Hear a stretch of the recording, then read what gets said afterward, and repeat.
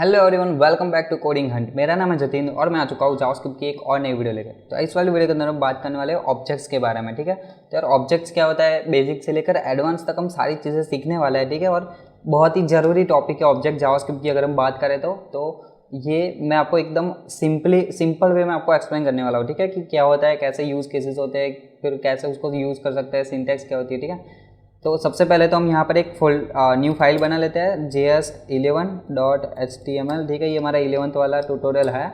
इसके आगे के आपने नहीं देखे तो जाके देख सकते हो। ठीक है, तो यहाँ पे लिखता हूँ स्क्रिप्ट, हमारा स्क्रिप्ट एलिमेंट आ जाएगा लास्ट में, और यहाँ पर एक हेडिंग लगा देता हूँ कोडिंग हंट। ठीक है, और ये वाला जो प्रोजेक्ट है हम ये वाली जो फाइल है ओपन कर लेते हैं ब्राउज़र के अंदर। ठीक है, तो देखो यहाँ पर मुझे कोडिंग हंट लिखा हुआ मिल गया। सबसे पहले हम बात करते हैं ऑब्जेक्ट्स क्या होता है। ठीक है, ऑब्जेक्ट्स की हम यूज़ क्यों करने वाला है। तो ऑब्जेक्ट का यूज़ हम इसीलिए करते हैं कि हमें बहुत सारी वैल्यूज़ अगर की और वैल्यू की पैर में अगर हमें स्टोर करवाना है। ठीक है, आपको नहीं पता की वैल्यू क्या होता है, तो जैसे हम लिखेंगे ऑब्जेक्ट तब आपको समझ में आ जाएगा। ठीक है, तो देखो पहले तो हम बनाते हैं ऑब्जेक्ट को। बनाना कैसे, तो क्या करना है, एक वेरिएबल, जैसे हम वेरिएबल क्रिएट करते हैं वैसे ही हमें क्रिएट करना है। लेट, मैं यहाँ पे लिखता हूँ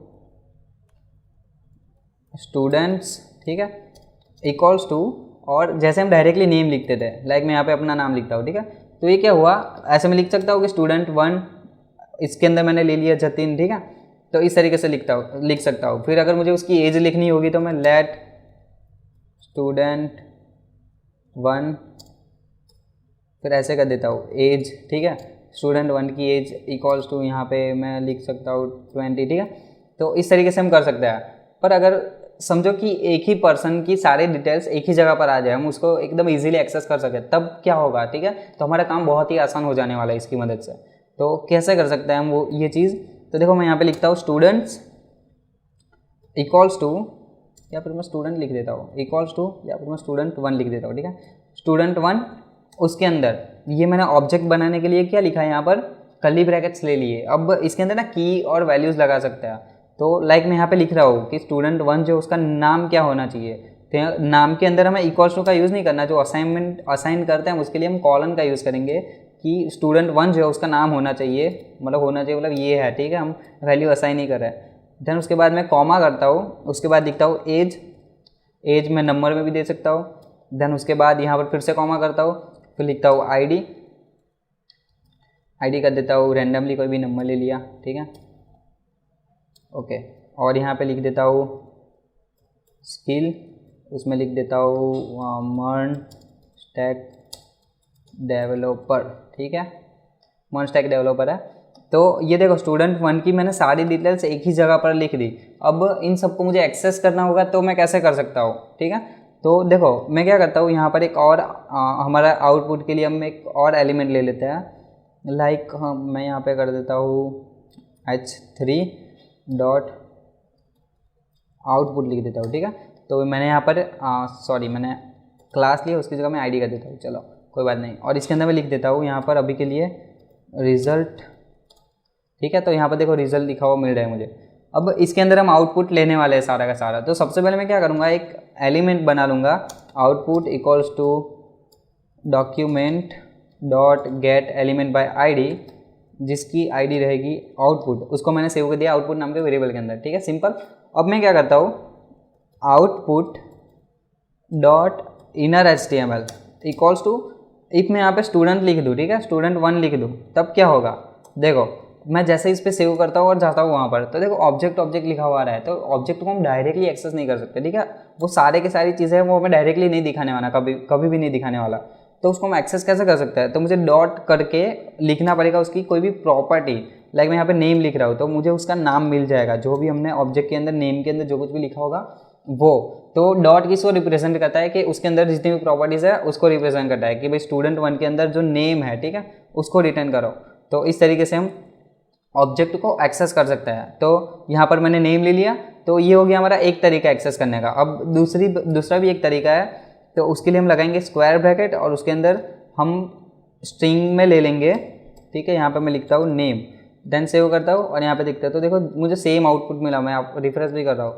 ठीक है। तो ये भी एक तरीका, इस तरीके से भी कर सकते हैं, या फिर आप ऐसे भी कर लो। देखो ये एक लॉजिक हुआ सिंपल सा कि लेट एक्स इक्वल्स टू, यहाँ पर मैं नेम लिख रहा हूँ, ठीक है, सिंपल एकदम चीज़ है कि नेम लिख रहा हूँ मैं, ओके, और यहाँ पर मैं लिख देता हूँ एक्स, ठीक है। इससे कोई फ़र्क नहीं पड़ने वाला, मतलब वही आउटपुट मिलने वाला है। आपको भी पता है कि बस मैंने वेरिएबल के अंदर नेम स्टोर कर दिया एक्स के अंदर, और एक्स को वहाँ पे प्रिंट करा, सेम ही हुआ, वही चीज़ हुई कि यहाँ पर मैंने नेम लिखा था, ओके। तो इस तरीके से भी हम एक्सेस कर सकते हैं। पर मोस्टली हम नॉर्मली कैसे करते हैं, वो डॉट लगा कर जो मेथड होती है हम उससे हम यूज़ करते हैं, ठीक है।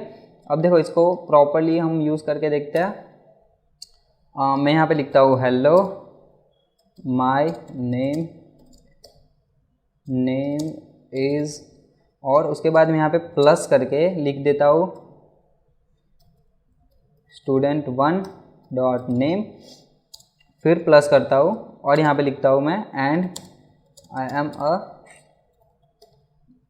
क्या हूँ मैं, यहाँ पे प्लस करता हूँ मैं student1 डॉट स्किल, ठीक है। सो इस तरीके से दिखाएगा।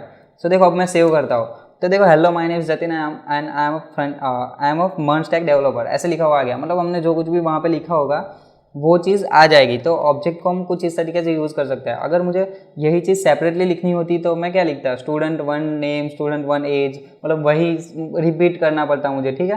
तो इस तरीके से हम यूज़ कर सकते हैं। और ऑब्जेक्ट की अगर हम मतलब बात करें तो ऑब्जेक्ट क्या होता है, अगर हम नॉर्मल लाइफ में देखें तो ऑब्जेक्ट क्या होता है, तो हम कोई भी चीज़ को ऑब्जेक्ट बोल सकते हैं। जैसे ये कंप्यूटर हो गया, मोबाइल हो गया, फिर बॉटल, कैमरा, कुछ भी मतलब ऑब्जेक्ट है, सारी चीज़ें, ठीक है।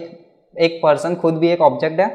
तो किस तरीके से होगा वो चीज़ कि अगर मुझे कोई पर्सन के बारे में लिखना है, लाइक मेरे को, चलो समझो पर्सन नहीं, मोबाइल के बारे में लिखना है, तो मोबाइल के अंदर क्या क्या चीज़ें हो सकती है, उसके स्पेसिफिकेशंस हो सकता है कि भाई स्क्रीन कौन सी लगेगी, ठीक है, कितनी रैम है, कितनी स्टोरेज है, वो सारी चीज़ें, कैमरा कितना मेगापिक्सल का है, तो वो सारी चीज़ें हम एक ही साथ में, एक ही बारी में, एक ही वेरिएबल के अंदर हम स्टोर करा सकते हैं। उसको हम बोलेंगे ऑब्जेक्ट, और उसको किस तरीके से एक्सेस करना है वो चीज़ें आपको समझ में आ गई, ठीक है। इसका एडवांसली यूज़ कैसे होगा, और यूज़ केसेस की बात करें तो हम इसको ई कॉमर्स के अंदर भी यूज़ करता है, ठीक है। ऑब्जेक्ट बहुत सारी जगह पे यूज़ होता है। जैसे हम ऑब्जेक्ट आगे जाके प्रोजेक्ट्स भी बनाने वाला है, उसके अंदर आपके इसके जो ओरिजिनल यूज़ केसेस होते हैं, जो ओरिजिनल में मतलब असल में जो इंडस्ट्री लेवल पे काम होते हैं, जो डेवलपर्स बनाते हैं वेबसाइट्स, ठीक है, उसके अंदर जो यूज़ होता है वो यूज़ हम करने वाले हैं आगे। बेसिक भी हमारी वेबसाइट बनने वाली है, एडवांस वेबसाइट भी बनने वाली है, तो उसमें आपको सारी चीज़ें समझ में आएगी प्रोजेक्ट्स में, ठीक है।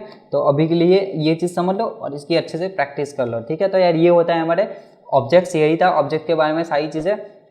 अगर आपको वीडियो पसंद आई तो वीडियो को लाइक करो, चैनल को सब्सक्राइब करो, और मिलते हैं नेक्स्ट वीडियो में। तब तक के लिए बाय।